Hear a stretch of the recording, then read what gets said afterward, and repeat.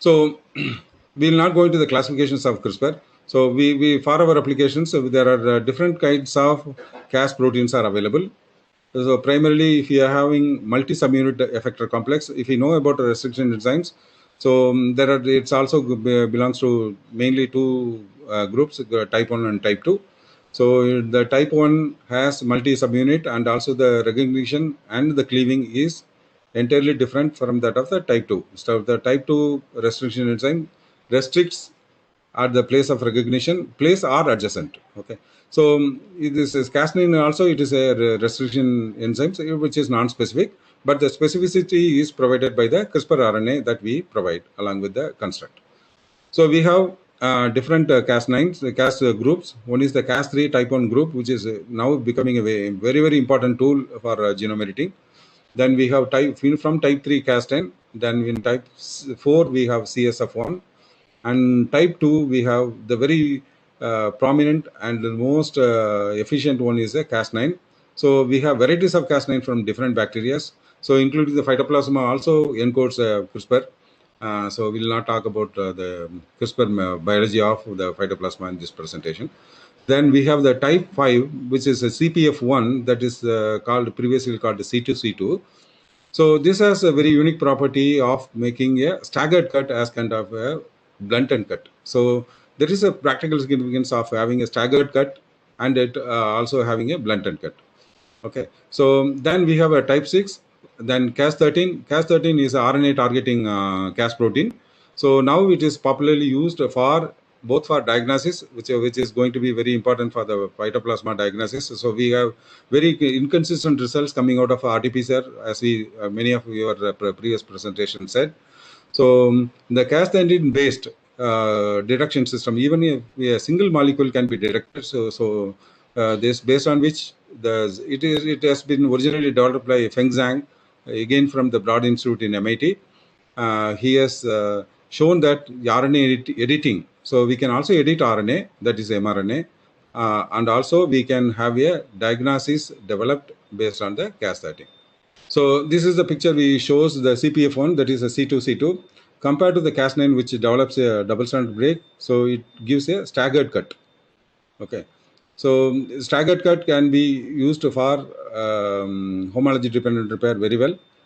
And also this can be used very well for AT-rich genome, which is a phytoplasma, as everyone aware. It's at around 28%. I think it is very poor GC content, and it is more of AT content. So this can be used very well for editing. And also there are different views, like if you have a more AT content and if you use a CPF1, so the likelihood of encountering other off-target effects. The off-target means within the organism. It's going to be more as compared to using Cas9. So this is Cas3. Of late, this has been demonstrated to have a large delete. That means it's like going to, like I said, Pac-Man game, you must be knowing. So it is going to eat in both sides of the target. So it has been shown that the scientists last year the paper appeared in Nature Methods. This is from UC San Francisco by Bondi. He has shown that his group has shown that 17% of the E. coli genome can be removed using the Cas3. So we have a powerful mechanism of removing the target DNA. So if we don't get any SNP or the frame shift like in the target, so we can use the Cas3, which is a very fast upcoming, but it is a multi-subunit. The scissor is only by the Cas3. The other enzymes are only involved in binding and then making these targets, the target sequence available for cleaving by the Cas3. So let us come to the phytoplasma. So I'm not an expert in phytoplasma. So for a few years I just happened to work with the leaf hoppers associated with the phytoplasma. So I am thankful to Dr. Kishikumar, who was always we have a very in-depth discussions on different aspects of vectors. So including the taspoviruses, begamoviruses, and this phytoplasma. So these are some of the typical symptoms, as your group is very specializing in this area, so I need not tell. So this is a picture I took it from Annual Review of Entomology, Phytopathology. So we have three-way interactions. One is the leaf up, any plant upper or leaf upper, and the vector, and the phytoplasma, then the plant. So now confining our talk to editing. So edit what? So whether to edit vectors or edit to phytoplasma or edit plants. Okay, so as we know, their previous speakers, they talked about more on phytoplasma, their classifications. So we have more knowledge on the phytoplasma rather than on the vectors, like the vector phytoplasma interactions, then insect plant interactions and the insect phytoplasma interactions. So these are the areas very important to have. The genomic resources are very, very important to have the editing. So now we have the tool. So this tool can cut in any place. So it can make a double strand break, or it can make a staggered cutting, or you can make a repressor, or you can activate. So we have different Cas9s, like what you call the CRISPR-I, that is called CRISPR inhibitory, or CRISPR-A, which is CRISPR activation. So we have varieties of ways in which we will be able to cut, modify, or repress, or activate.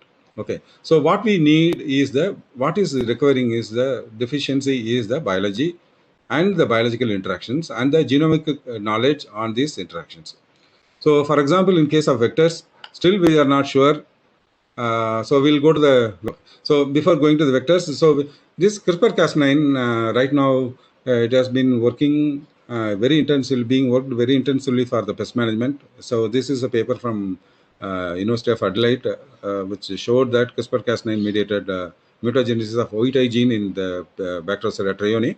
So, we are trying to utilize this genome editing for area-wide pest management. So normally what we use irradiation method. Firstly is mass production, sexing, then irradiation of the males, and then it is ready for release after qualifying certain parameters. So there is that looks that requires a large infrastructure as well as a screening, what you call irradiation methodologies, which will reduce the fitness of the females. So right now, currently in our lab, we are working on genome editing to have the area of the pest management in Bacteroceras dorsalis. So in case of Bacteroceras dorsalis, what we do is we edit the spermatogenesis related genes, and also at the embryo level, we also have the masculinization genes. We edit the genes which for the masculinization. So in effect, what we are doing is we are vitiating the sex ratio, as well as we are making pseudo males as well as the males which are sterile. Okay, so that this obviate requirement of large what do you call genetic sexing strains, as well as separation of male and female pupae, and those requirement we are reducing. And also there is very, very absolutely safe to have non-irradiation method of developing a sterile males, and all the sterile males are fit compared to the irradiated males. So we'll not go to that. So my point of view is that, so CRISPR-Cas9 for the insect vectors application is very, very limited, being limited by their biological life cycle. For example, in case of Bacteroceras dorsalis, it's a truly sexually reproducing organism. When you compare to Thysanoptera or this whitefly, so we have a haplodiploidy and then parthenogenesis. So there are so many other problems to drive those mutated alleles into the populations. So we have came up with another ingenious method of combining SIT, which is known as PGSIT. This is precision guided SIT. So normally this transformation is done at embryonic level, that is called a G0, before the G0 stage. That is the cell, the embryo should not start dividing, so it should be in the 4-cell stage. So for different species, the G0 stage varies. So in case of Bacteroceras, it is 1 hour. In case of Lepidoptera, there are 4 hours. So so we need to study the embryology part, and then we also do the SEM to know where to inject. So here this PGSAT calls for generating 2 lines. One is a Cas9 line as well as the CRISPR, the GRN line. So when we mate these 2 lines, so we have the female lethality. Again, depends on what kind of genes we have. So there are genes which are known from the Drosophila. So we don't have genetic stocks like what we have in the Drosophila, but essentially we take the knowledge from Drosophila. and then we mutate, like for example, the genes called transformer and transformer 2, then fruitless. There are a host of genes which are involved in, there are transcription factors involved in sex determination. And for, Ashokan,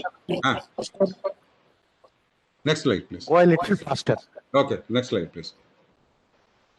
So when you come to editing vectors, for example, in case of other viruses like task viruses, we have more specific and very limited number of Thrips species involved in transmitting. Okay. For example, in case of phytoplasma, there are umpteen number of vector species are implicated. So, including plant hoppers or leaf hoppers, and they are certain, they are not really certain that whether they acquire, after acquiring, do they multiply, and what is the extent of multiplication, and how long, and what is the immune response of the host, that is an insect, towards phytoplasma. So these usually it doesn't go to the salivary gland, as Amit was telling. It will go only to the gut, then it migrates to the salivary gland before being injected, before it becomes a vector. That's what we observed in Thrips. Okay. So here, if you want to induct editing as a species of different leafhoppers, so since the phytoplasma, same phytoplasma is transmitted by several species, so editing and then doing the gene drive for one species is not very applicable. Next slide, please. So, for example, in China aster, we have so many, some 16. So in chrysanthemum, we have, so all the common ones I have just put it in, highlighted into blue and this color. And we have in chrysanthemum marigold. So there are more number of vectors as against other virus vectors. Next slide. So again, if you take as a species, as an insect, then it has to undergo the different process of gene drive. So the most important and the most easy way to perpetuate that mutated gene is through the CRISPR-Cas9 mediated gene drive. Next. So this is based on this brought in a new term called active genetics. So the active genetics, it undergoes the non-Mendelian way of segregation, whereby all the individuals will have the edit. So there are many pros and cons in utilizing this CRISPR-Cas9 based gene drive. So we have so many other methodologies are being devised now because it's in the infancy. Then we also, as a vector, like phytoplasma interacting receptors, no knowledge. Then we have limited knowledge on AMP protein binding to actin and myosin heavy light chains in the gut. So this was could be one of the target, but we don't know what is the essentiality of those targets unless we have the full knowledge.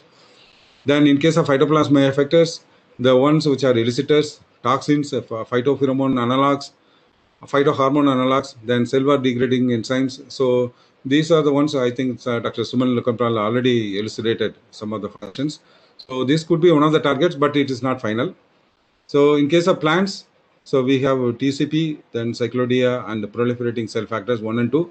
But again, this unlike other Drosophila systems, we have very peripheral knowledge, or the few knowledge is very shallow in this case. But editing tool is available, so we can start working on deploying this editing tool using either for mainly it is for the plant. I think it will be more better. And also Suman was telling about the genes, which are more important in the plant development.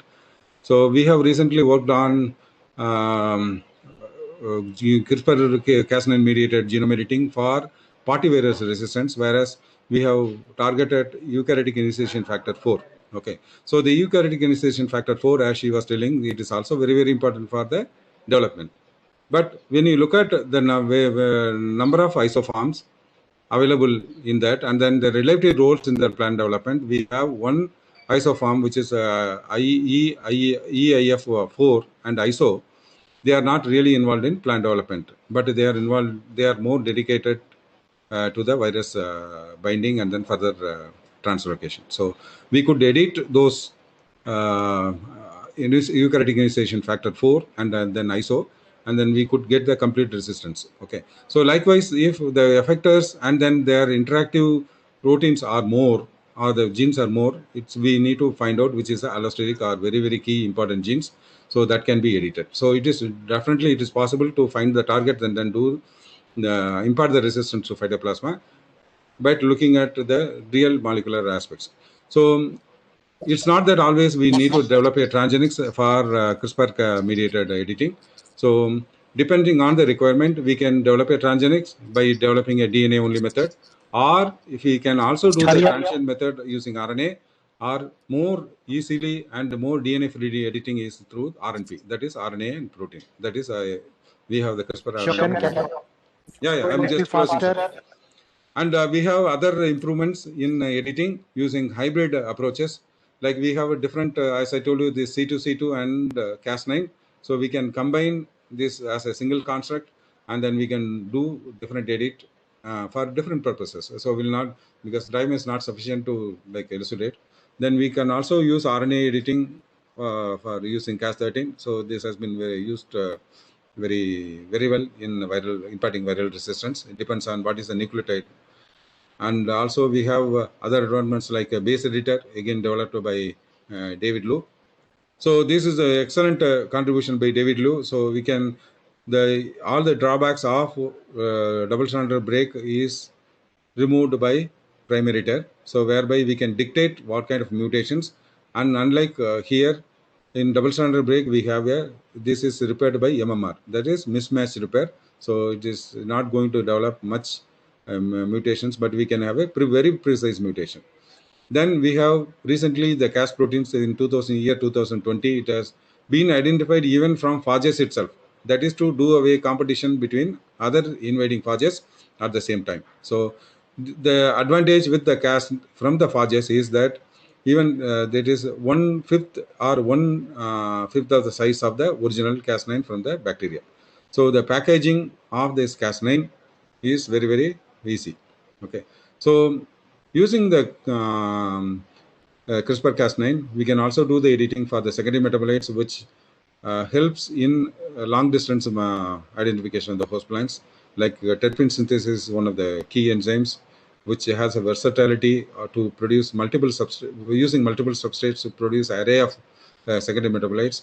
So even though all the plant species, they produce volatiles from 4 basic pathways, but their timing, the concentration, and their composition is going to vary. Even though, as you say, see here, so it is able to go to the particular crop or the plant. So based on the, it's like bandwidth, okay, for the concentration as well as the composition. So if you are able to manipulate, so we tried manipulating using RNA, and also it is possible to edit using CRISPR-Cas. So thank you very much.